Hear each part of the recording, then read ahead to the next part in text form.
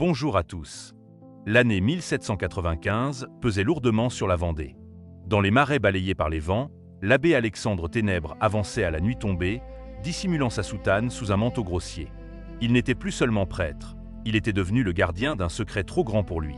À Paris, on affirmait que Louis-Charles de France, l'enfant du Temple, était mort. La République l'avait déclaré, et le pays devait le croire. Mais dans l'ombre, d'autres vérités circulaient. Un soir, dans une maison sur près de la côte vendéenne, l'abbé avait été introduit dans une pièce fermée. Là, un officier de François Athanase Charette de la Contrie lui avait confié une mission claire et dangereuse: accueillir un enfant, puis le faire disparaître. Il ne s'agissait pas de le cacher pour quelques jours. Il fallait lui trouver une famille simple, discrète, qui accepterait de l'élever sans jamais connaître son origine. Car savoir, en ces temps troublés, pouvait tuer. Lorsque l'abbé aperçut l'enfant, il fut saisi. Le visage était marqué par la fatigue, le corps affaibli, mais les yeux. Ses yeux portaient une gravité inhabituelle. Il lui sembla reconnaître des traits qu'il n'avait vus que dans des portraits d'un autre temps, celui d'un royaume disparu. Il ne posa aucune question. Le silence était devenu une forme de fidélité. Pendant plusieurs semaines, il chercha.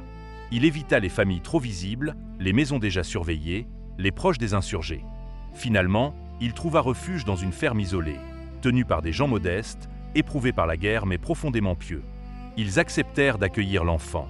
On leur dit qu'il était orphelin, perdu dans les troubles. C'était vrai, mais ce n'était pas toute la vérité. Le soir où il le confia à cette famille, l'enfant resta longtemps silencieux. Il observait ce lieu inconnu, ces visages simples, cette vie ordinaire qui s'ouvrait à lui. Avant de partir, l'abbé s'agenouilla près de lui. « Ici, tu es en sécurité », murmura-t-il.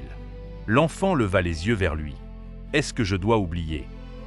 La question resta suspendue un instant. « Non, mais tu dois vivre », répondit doucement l'abbé. Ce furent leurs derniers mots. Dès lors, Alexandre Ténèbres porta ce secret en lui comme un poids silencieux. Était-ce réellement l'enfant qu'on disait mort?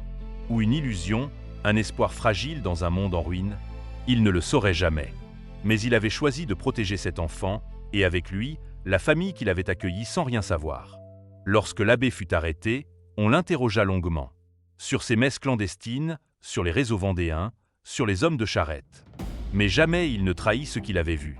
Même en exil, même face à la maladie et à l'épuisement, il garda le silence. Car certains secrets ne doivent pas être révélés. Ils doivent être protégés jusqu'au dernier souffle.